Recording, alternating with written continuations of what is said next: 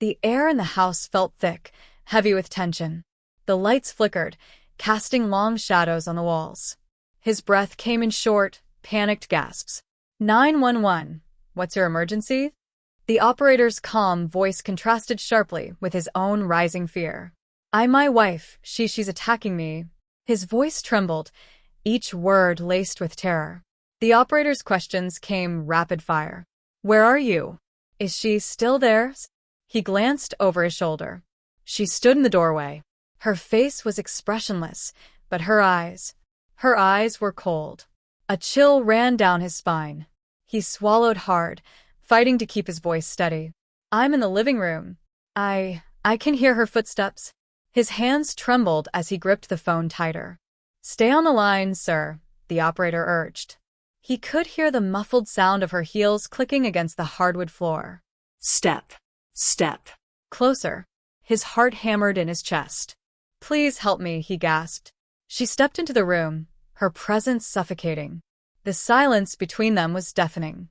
He could feel her gaze on him, like a predator assessing its prey. His pulse raced. He didn't dare look away. Her lips curled into a faint smile, but it didn't reach her eyes. Why did you call them? She asked, her voice icy, devoid of emotion. What are you talking about? His voice cracked, fear creeping into his words. You think they'll help you?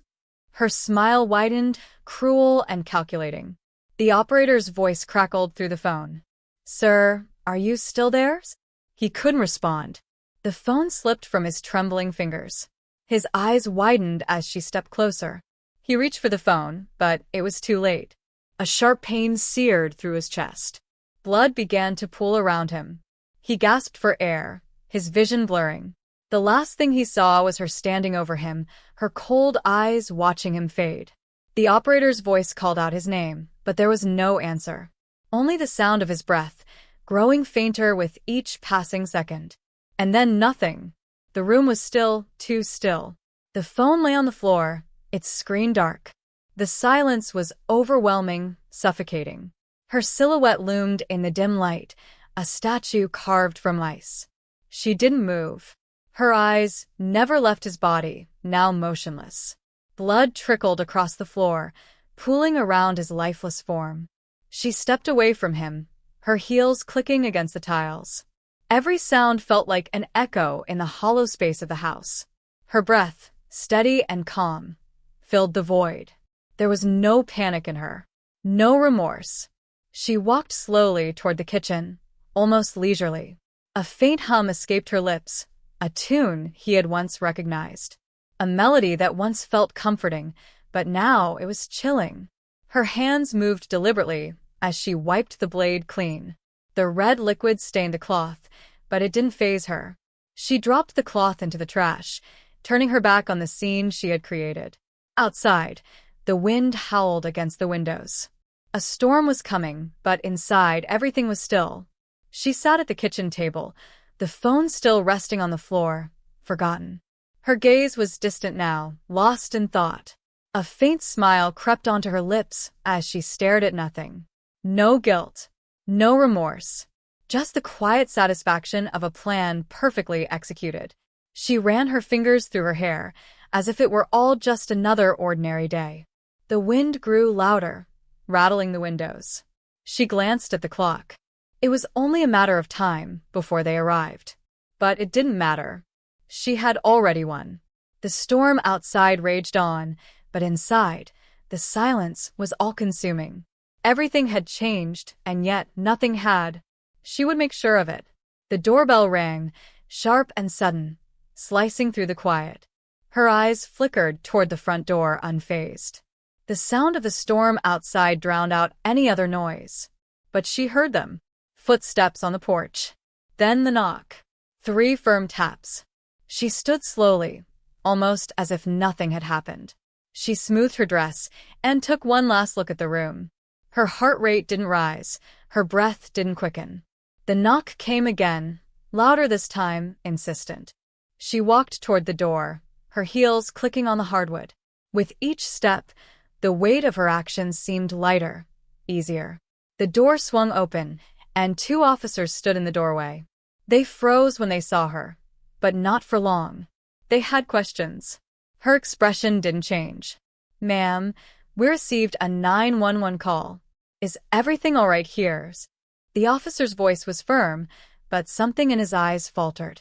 "Everything's fine," she replied calmly, smiling just slightly. One officer glanced behind her into the dark hallway, his gaze narrowing. She stepped aside, allowing them in. Their eyes scanned the room. The silence seemed to press in from all sides, thick and suffocating. One of them moved forward, hesitant. "Ma'am, can we see your husband?" he asked. She gestured toward the living room. "He's resting," she said, her voice smooth, almost soothing. The officers exchanged a quick look before proceeding. The tension in the air was palpable as they entered the room. The moment they saw him, the color drained from their faces. They froze, mouths agape. The blood. The angle of his body. It was impossible to ignore. "Ma'am," the second officer finally spoke, his voice shaking. "What happened here?" She took a deep breath, her expression unchanged. "He wasn't who I thought he was," she whispered. The officer blinked, confused. Her smile returned, cruel and cold. "And neither was I." The officers exchanged uneasy glances, their instincts kicking in. The silence in the room deepened, thickening around them. One officer moved closer to the body, his hand trembling as he reached for his radio. The other stayed by the door, his gaze fixed on her, wary now. She didn't move, didn't flinch, as if this was all just another part of a day's events. Her smile didn't waver. She watched them, but her eyes were distant, unfocused. The first officer spoke into the radio, his voice tight. "Requesting backup. We have a situation here." Her gaze never left him, the look in her eyes unreadable. "Why are you here?" she asked suddenly, her tone casual, as if they were merely having a conversation. He paused, his mouth dry. "We're here to investigate a crime, ma'am," he replied carefully. She tilted her head, eyes narrowing slightly. "Crime?" Her voice held a hint of mockery. The second officer stepped forward now, his hand hovering over his weapon, uncertain. "Ma'am," he said firmly, "you're under suspicion of involvement in your husband's death." She didn't react. No anger, no surprise. Just that same unsettling smile. "You think I did it?" Her voice was low, almost amused. The first officer took a step back, suddenly aware of the suffocating tension in the room. "Where were you when the 911 call was made?" he asked, his voice firming up. "I was right here," she said. "I was watching him die." The words hung in the air, like poison. The room felt colder now, even with the heat from the storm outside. The second officer's hand was now on his radio, ready to call for backup. But she moved before he could. "Do you really think you can stop me?" she asked, her voice deadly quiet. The officers exchanged nervous glances, unsure of how to proceed. Her movements were slow, deliberate, as she stepped away from them, gliding toward the kitchen. They followed cautiously. Her hand hovered over a drawer. She opened it with an eerie calm. From the drawer, she pulled out a small, sharp knife. The blade gleamed in the dim light. "Do you want to see how easy it is?" she asked softly. The officers hesitated, their instincts telling them to back away. But before they could react, she was gone. Her figure disappeared down the hall, leaving them with nothing but the weight of her presence lingering behind. A soft, cold wind blew through the open door, rustling the papers on the table. And in the distance, the sound of sirens grew louder. The officers stood frozen, their minds racing, unsure of what to do next. The silence was unbearable, pressing down on them like a heavy weight. One of them finally snapped into action, rushing to the front door. "Backup's on the way," he muttered under his breath, his voice tight with urgency. The other officer remained in the hallway, his gaze shifting between the darkened rooms. The eerie stillness made every sound seem louder, his footsteps, his breath. Suddenly, a soft creak echoed through the house. He turned quickly, hand hovering over his weapon. But there was nothing. Nothing but the oppressive silence. His eyes darted around, trying to scan every corner, every shadow. Then a whisper, barely audible. "Are you scared?" The voice came from behind him, from the shadows. He spun around, heart racing, but no one was there. Nothing but the darkened hallway and the dim flickering light above. "Stay calm," he muttered to himself. He gripped his radio tighter, ready to call for backup, but before he could, the air shifted. A presence dark and suffocating filled the space behind him. He spun again, faster this time, but the hallway remained empty. The blood drained from his face as he realized something was wrong. He wasn't alone. "Ma'am," he called out, his voice wavering. The house groaned, the storm outside raging louder now, but no answer came. A figure stepped into view, her silhouette framed by the doorway. Her eyes gleamed in the dim light, predatory and cold. The officer took a step back, raising his weapon, but she didn't flinch. She didn't need to. With a sudden, swift movement, she lunged. The officer barely had time to react. The knife flashed in her hand, a blur of silver. It struck. The officer gasped, his breath caught in his throat as he staggered back. The pain was sharp, immediate, and overwhelming. He tried to shout, but his voice was lost in the growing chaos. Blood stained his uniform, spreading quickly. His vision blurred as the room spun around him. She didn't stop. She moved with precision, every movement calculated, cold. He crumpled to the floor, his hand still gripping his weapon, but his strength was fading. She stood over him, watching, not a trace of emotion on her face. "You shouldn't have come," she whispered, her voice barely a breath. His body went limp. She was already gone, disappearing into the darkness of the house. The wind howled, the rain pounded against the windows, and the silence returned, deeper, darker than ever. The house stood eerily still.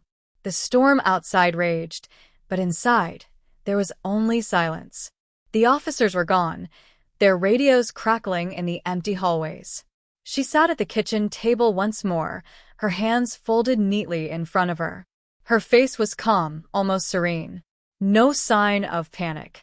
No guilt. The house was hers again. Her mind drifted back to the moments before, the thrill of it, the rush of control. She had always been careful, planned, calculated. Every step, every word leading to this moment. She had been the one to call 911. She had been the one to get the police to come. But no one could have stopped her. No one would have known what she was truly capable of. The storm outside intensified, the rain slamming against the windows like a warning. She glanced at the clock. The time was irrelevant now. Her phone lay on the counter, still silent, still waiting. Her eyes flickered to the door, hearing the faintest sound of approaching sirens. But she wasn't concerned. She had made sure of that. They wouldn't find anything. The officers gone. Her husband gone. And soon, the house would return to its quiet routine. Her hand brushed the edge of her coffee cup, the smooth porcelain feeling warm beneath her fingertips. She lifted it to her lips, savoring the warmth, the normalcy. The darkness of the room seemed to shift, curling around her like an old friend. The doorbell rang again, but she didn't flinch. She knew who it was. And this time she was ready. She stood, walking toward the door slowly, deliberately, every step measured. When she opened it, the figure on the other side paused. For a moment, neither of them spoke. Then, her lips curled into a smile. "Welcome," she said softly. And in that moment, the storm outside, the chaos, and everything else faded. Inside the house, everything was under control. The door clicked shut behind her, the faintest sound marking the end of the chapter. Outside, the storm had finally subsided, the wind's fury giving way to a gentle rain. Inside, the house was quiet once more, as if nothing had happened. She stood in the hallway, her reflection in the mirror almost serene. She didn't look like someone who had just destroyed lives. But she had. And yet, there was no regret, no fear. Only the satisfaction of something completed, something inevitable. Her fingers grazed the surface of the mirror, tracing the outlines of her own face. She had always been good at playing the part. Always been the charming wife, the perfect image.